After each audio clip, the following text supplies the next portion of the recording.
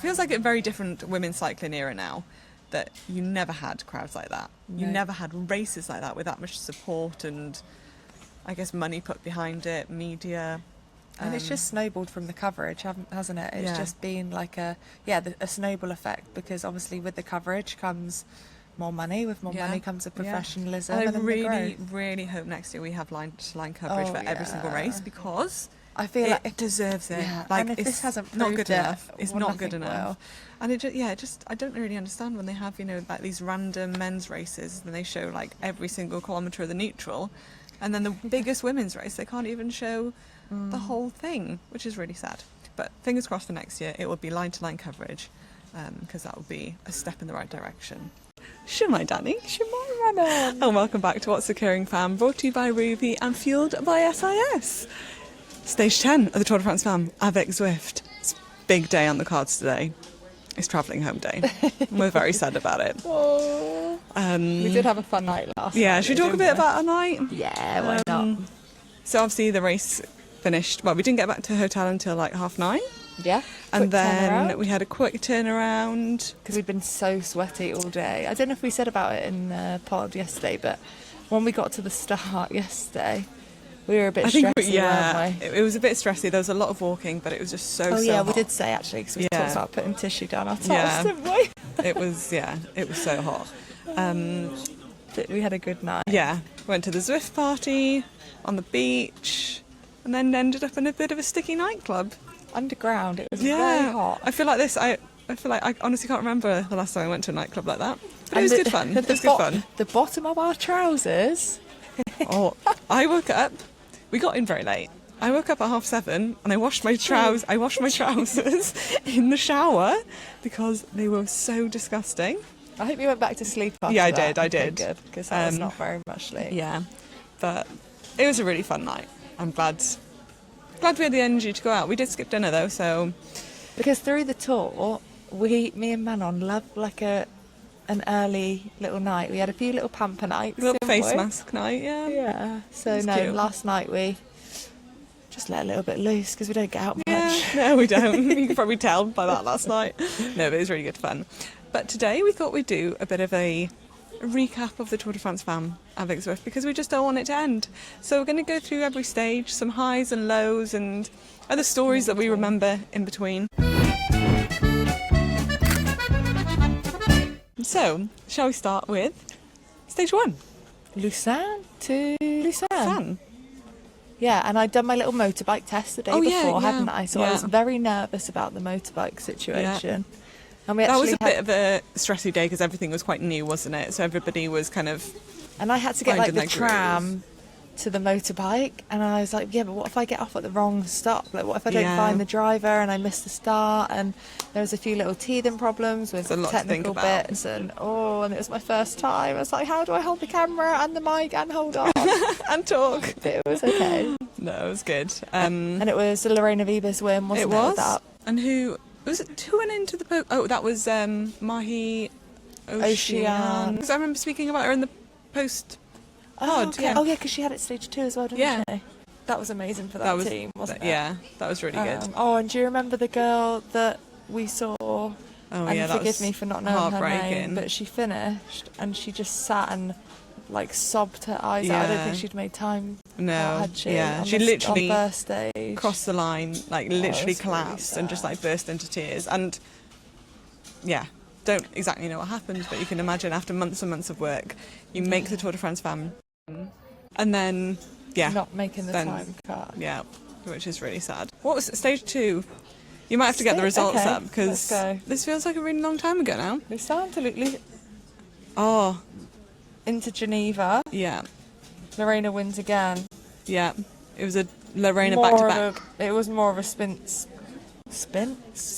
Yeah, that's probably the only sprint stage we had, wasn't it? None of the others.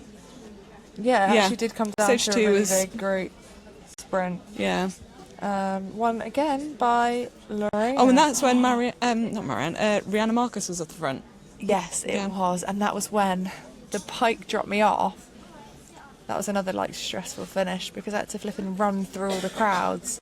Oh yeah. And I was like, sorry, sweating because I have my flipping thick trousers on, trying to get to you to do the post-race analysis. But yeah, another good day. Also, I forgot, I don't think we've mentioned, we are literally filming this in the airport in waiting to board the plane.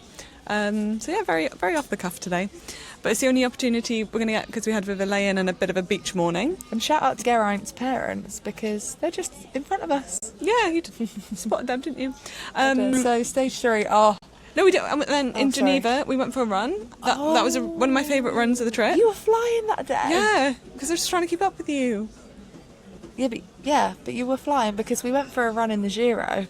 And yeah, that was like my first run back though. We did like we tried to do a sub 25 5k, didn't we? All of us as a group.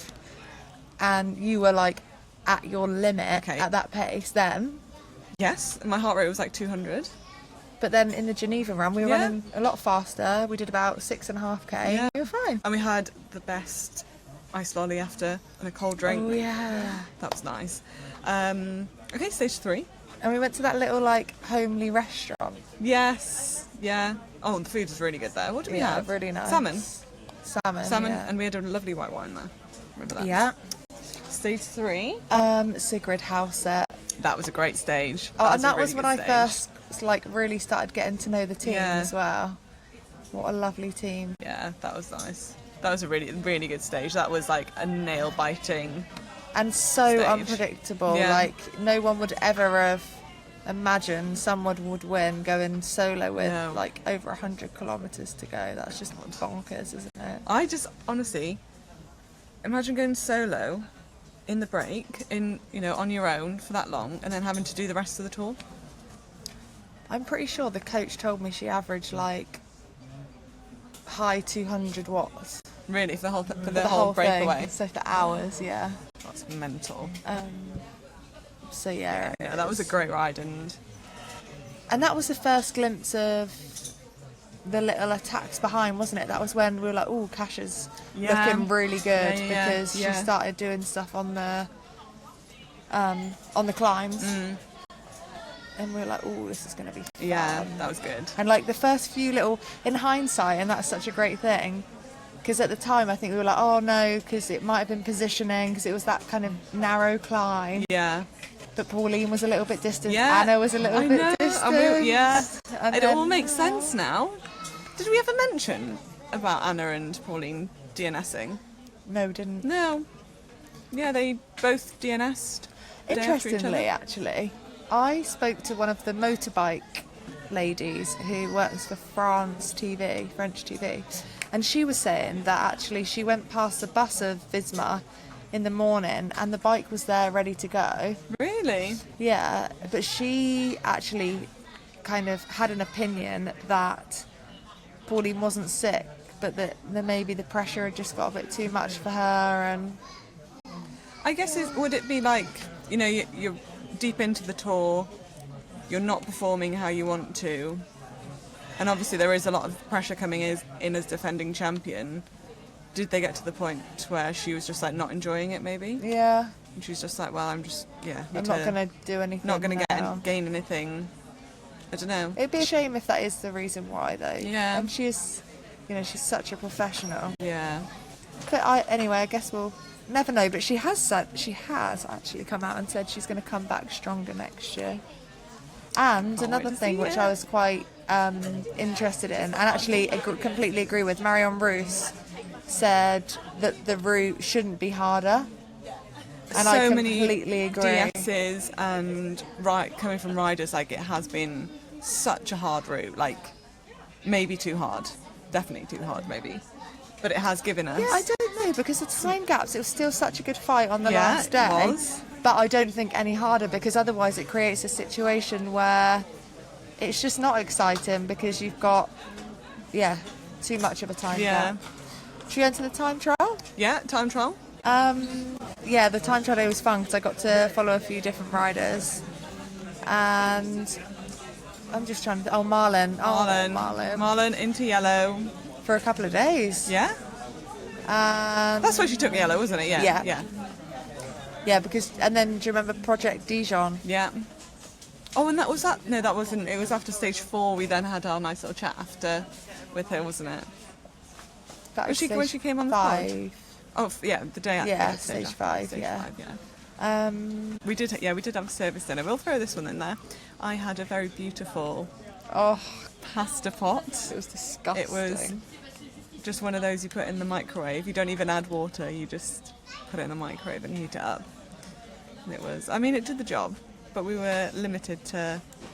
I feel like I need lots of veg after this trip. I feel like I've lacked. It's been very the nutrients. Beige. Yeah. We've had some really nice meals, though. Yeah, we have. Anyway. Stage Any 5? standout? Oh, that was brutal, wasn't it? That was the crazy yeah. day where Anna lost time. Yeah. Who actually? That was the 3 off the front, wasn't it? Marlon, Cassia, and Demi off the front. That's where Demi won her first stage. Beaujolais.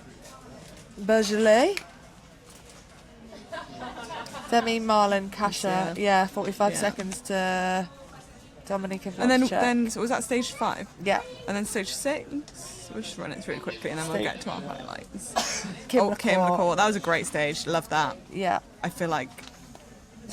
Last night someone thought I was a DS of AG because of how excited I got for Kim after the stage. Really? I was like, no, I just get excited for everyone. Oh, I love that. And then it was Mont Ventoux.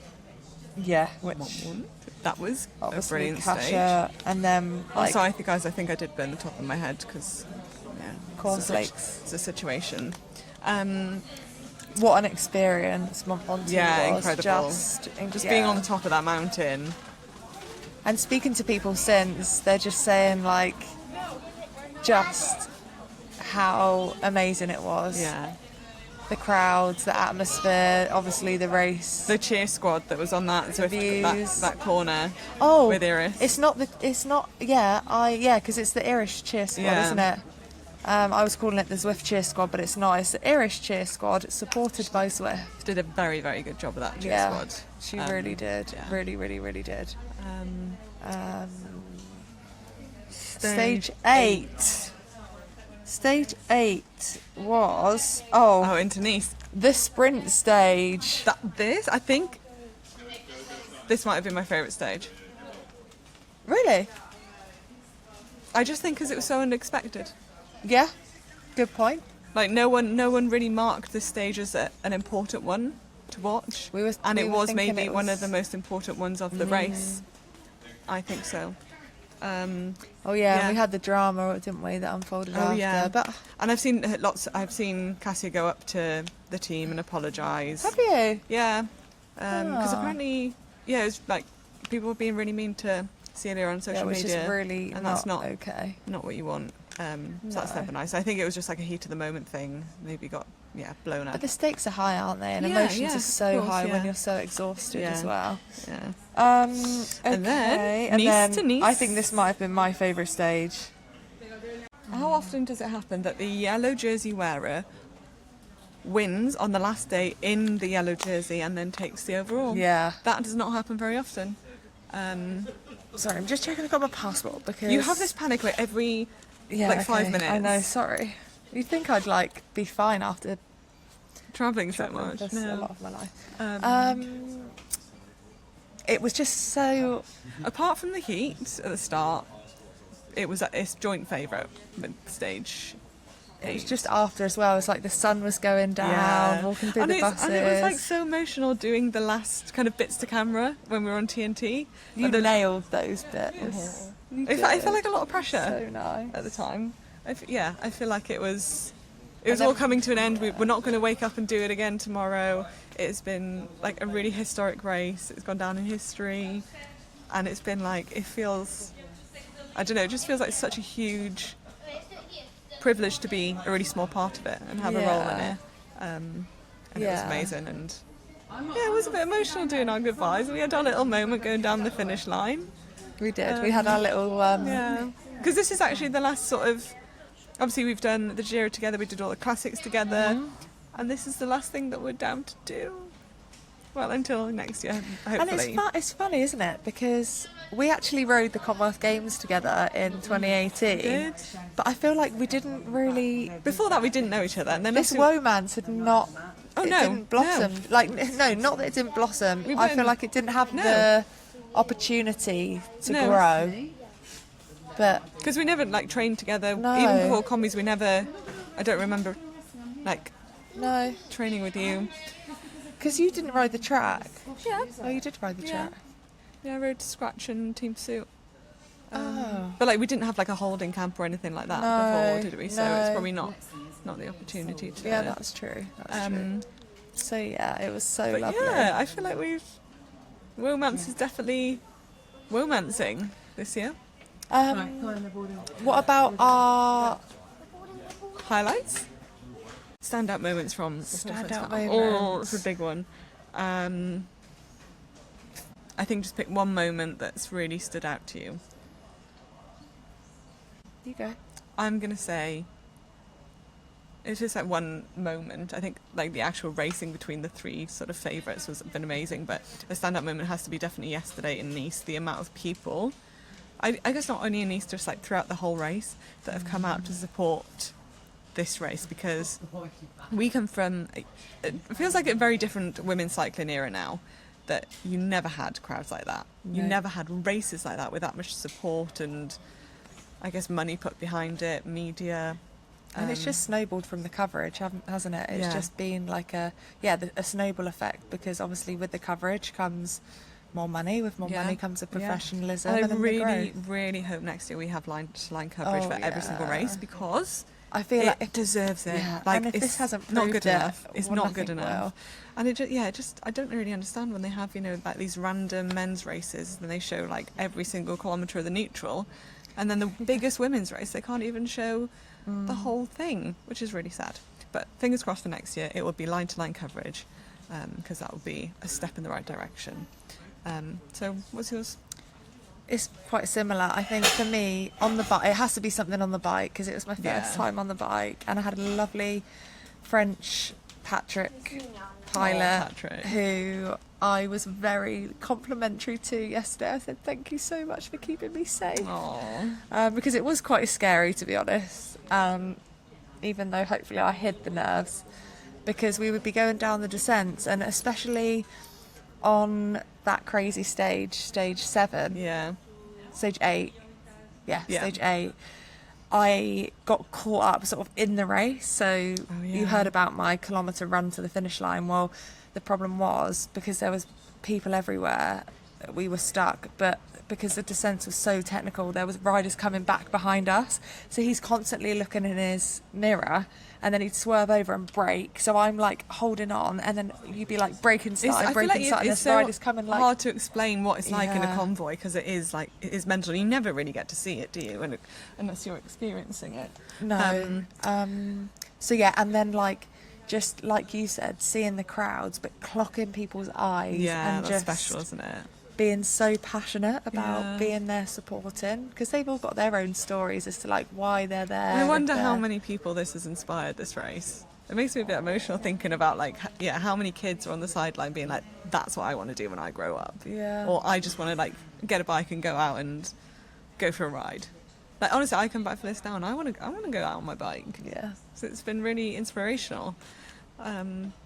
Yeah, it's been really special. So nice. So what are we sad going to it's do over. now? Honestly, I mean, like, I'm very excited to get home to my kids, Yeah. to be honest. It would be nice to get back to a routine and just like chill, but also like, when the last 9-10 days has been so busy, like you have something to think about the whole time. You're always constantly thinking about the next thing, or there's you're around people the whole time, and then you go home and it's like, wow, this feels quite quiet. Yeah. Maybe not for you with the kids, Not but for me. I know what you mean. Like, yeah. it's just a different kind of. You're just like in this bubble, in this cycling bubble. It's Yeah. like a circus following this race round France, and then. And when you're in it, it's like there's nothing else that's going on in the world. It's like, this is There shouldn't be. everything. This should be everything. No, but it's been amazing. But that was a way that I actually like helped me when I was riding, and probably something that will help the girls now that perhaps didn't have the tour that they'd wanted. When you step away from it, you realise actually it's not everything, Yeah. and the world is still going on without. And I feel like I without only realised that in like my last year of racing, that in my head nothing existed outside of cycling. Yeah. I had no job outside of being a professional bike rider. Like there wasn't anything else for me. And then I got out and I was like, actually, there's a whole new world out here to be discovered. But now we're back in it. But yeah, we're still in this world, and I wouldn't change it. No. But I feel like we should probably wrap this pod up. I think so too. But hopefully we'll be back soon. Yes, we'll definitely carry something on, whether that's... Might not be in person, well, hopefully it'll be in person. Maybe we can make an effort to do some that could be a very good excuse. Yes. So thank you so much to every single person that has watched and listened throughout the last 9-10 days. I feel like we've really found our groove with podding. Even though it is a little bit unhinged. I feel like the more unhinged, the better for you guys. You kind of like that. But yeah, I'm going to really miss doing these little pods every single day. And I'll miss you. I'm going to miss you more. Thank you for listening and watching. We will see you sometime in the future. Bye.